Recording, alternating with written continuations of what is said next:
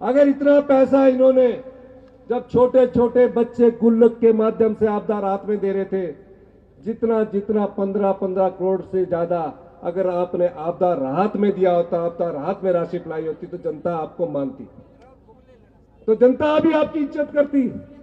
आज वक्त आ चुका है, हमारे पास धन बल नहीं है, हम भी कम्युनिस्ट पार्टी की तरह ही है, अभी आजकल सीपीएम की तरह है हम भी।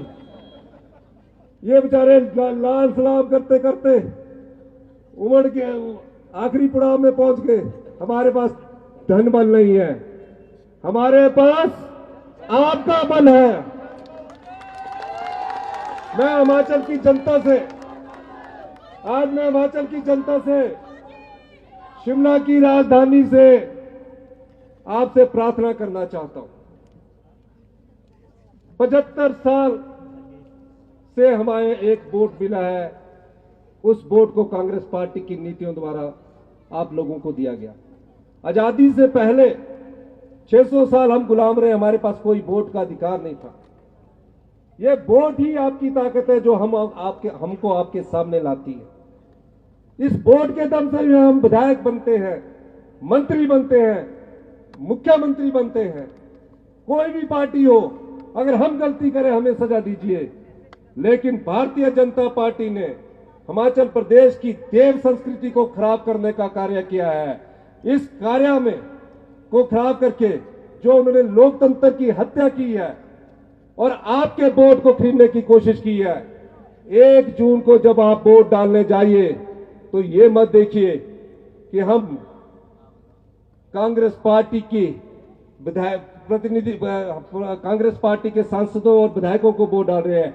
आप ये देखिए कि जो लोग लोकतंत्र को खरीदने की कोशिश करते हैं उनको सबक सिखाने जा रहे हैं। तो क्या आप सबक सिखाएंगे? 1 जून को जब वोट डालने जाए तो भारतीय जनता पार्टी ने जो एक राज्यसभा की सीट चुराई है, लोकतंत्र तब मजबूत होगा, बिकने वाले तब हारेंगे जब चारों लोकसभा सीटों पर कांग्रेस का प्रत्याशी जीत कर जाएगा। ये लड़ाई सत्ता की कुर्सी की नहीं है। हमारी कुर्सी अभी 3.5 साल हमारी कुर्सी है। जयराम जी बार बार कहते हैं कि कांग्रेस सरकार 14 महीने की फिल्म है। हमारी सरकार अभी 3.5 साल और अधिक फिल्म है, और ये इस कांग्रेस की सरकार का 2027 में दूसरा पार्ट भी आएगा। यहां लोकतंत्र है। यहां जयराम ठाकुर जी ने विधानसभा में कहा, ये जो सरकार है इसको भगवान भी नहीं बचा सकती। ये कहा है, ये जो सरकार है इसको भगवान भी नहीं बचा सकती। ये लोकतंत्र है, या जनता ही भगवान है। इस सरकार को जनता ने ही बचाया, भगवान ने ही बचाया। आज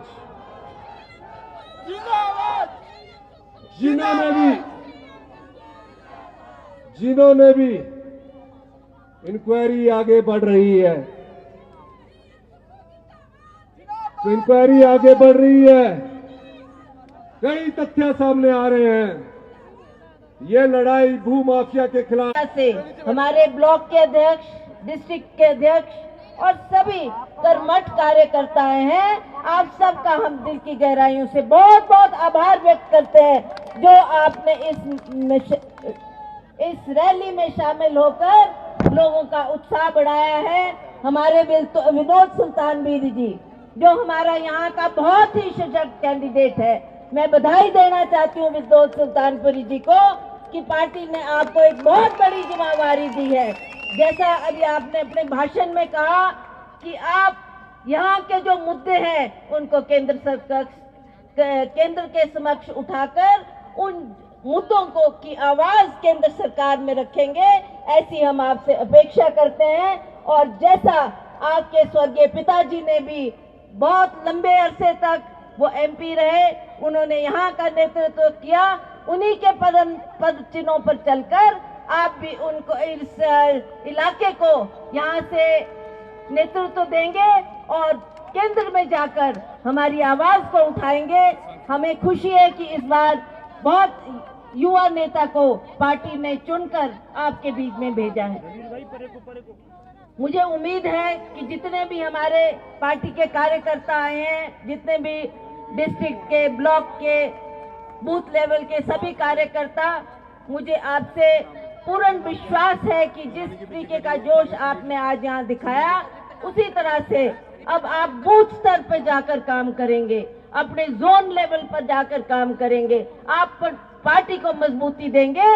जो ये चंद से दिन हमारे हाथ में बचे हैं, उसमें आपने ये समझना कि बिंदौन सुल्तानपुरी नहीं, हम सब इलेक्शन लड़ रहे हैं, हम ही एमपी बनने जा रहे हैं। तो इस भाव से अगर आप काम करेंगे, हमारी पार्टी को भी मजबूती मिलेगी।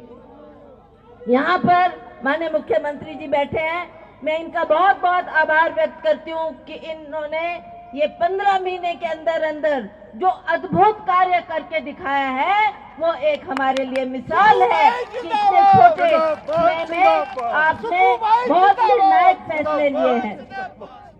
आप सभी देख रहे हैं, सरकार बनने के बाद पहली कैबिनेट मीटिंग में इन्होंने ओपीएस को लागू किया और जो ओपीएस का फायदा हुआ है वो आप सब जानते हैं। एक बहुत बड़ी मांग थी हमारी, बहुत पुरानी मांग थी, जिसमें आप चाहते थे कि हमारे जो एम्प्लॉयज है उनको पेंशन मिलनी चाहिए, और वो पेंशन भी तिगुना चौगुना बढ़कर आज सरकार ने आपको दी है।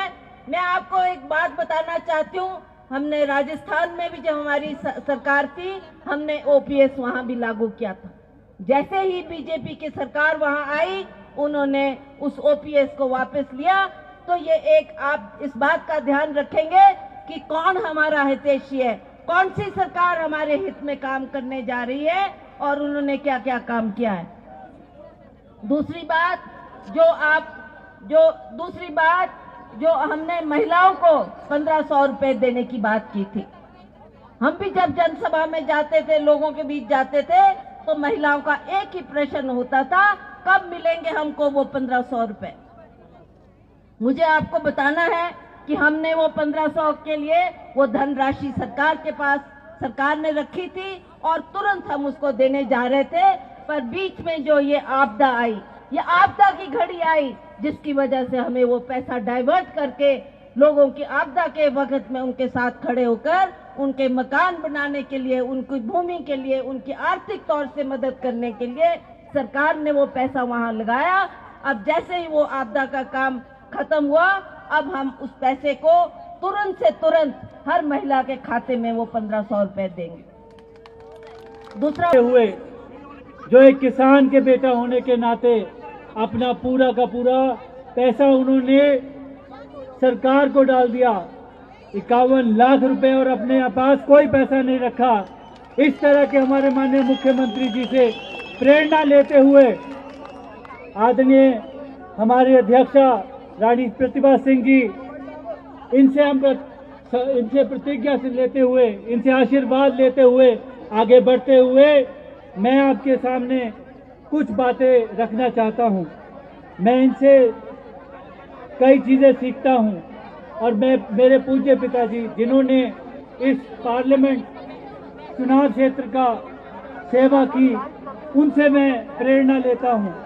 और उनका जीवन शैली जो रही, उसमें साधारणता, उनके जो काम करने का तरीका और बहुत ही जुझारू तरीके से सभी से मिलने का जो उनका तरीका रहा है, उससे मैं अपने आप को समझता हूं कि मैं इस रास्ते पे चलते हुए अपने लोगों की सेवा के लिए समर्पित हूं।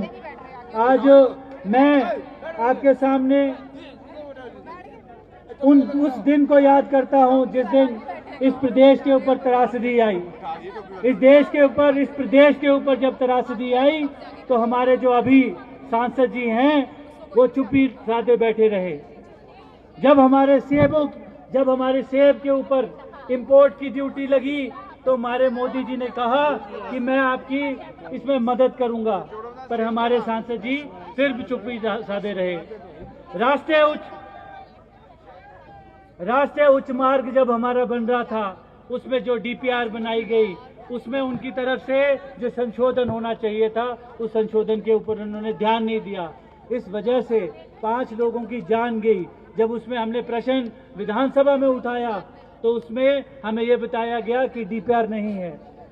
मैं ये बताना चाहता हूं, जब इसके ऊपर पूरा मंथन किया जाए और आज का जो ये दिन है, इसमें ये निर्णय करना होगा कि आपका उम्मीदवार किस तरह का हो, वो आपकी आवाज उठाता है कि नहीं उठाता है। जब आपने ये देखा कि इस तरह की त्रासदी हुई, उसमें उनकी तरफ से कोई बात नहीं रखी गई। जो प्रश्नकाल होता है उसमें प्रश्न उठा सकते थे, स्टार क्वेश्चन में लिखित तरीके से बोल सकते थे, स्पीकर साहब के सामने अपना पॉइंट ऑफ ऑर्डर रख सकते थे। ये अनेकों तरीके थे जिसके द्वारा हमारे सांसद जी हमारे लोगों की आवाज उठा सकते थे। पर मुझे दुखद होकर यह सूचित करना पड़ रहा है कि मात्र 2 बार वो प्रश्न उठाने के लिए 5 वर्षों में उठे। जो सांसद 3.5 लाख वोटों से चुनाव जीता हो, उनकी जिम्मेदारी होती है कि वो आपके लिए आपकी आवाज बनकर संसद में गूंजे। पर मुझे दुख के साथ ये सूचित करना पड़ रहा है कि 5 साल तक मोनी बाबा की तरह बैठे रहे, कोई बात ही नहीं की। और आज हमारे सभी कार्यकर्तागण यहाँ आए और मैं आपको आश्वासन देना चाहता हूँ कि आपके लिए, आपके द्वारा जो भी काम लाए जाएंगे, आपकी बात का मान सम्मान रखने की जिम्मेदारी हमारी होगी, हमारी पार्टी की होगी, हमारी सरकार की होगी। त्योहार के इस सुहाने सीजन में गोयल मोटर्स नेटवर्क की सोलन और शिमला स्थित नेक्सा शोरूम में पाए इंडिया की सबसे पसंदीदा गाड़ियों पर खास ऑफर। इग्निस, बिलेनो, फ्रॉन्स, जिम्नी और ग्रैंड विटारा जैसी शानदार गाड़ियों को खरीदने का साल का सबसे बेहतर वक्त। नेक्सा का खास ब्लैक एडिशन उपलब्ध है। सभी तरह की गाड़ियों से एक्सचेंज और अपग्रेड ऑफर भी। तो देर किस बात की, आज ही सोलन या शिमला में गोयल मोटर्स के नेक्सा शोरूम में पधारे और पाए कार खरीदारी का एक कभी ना भूलने वाला सुखद अनुभव।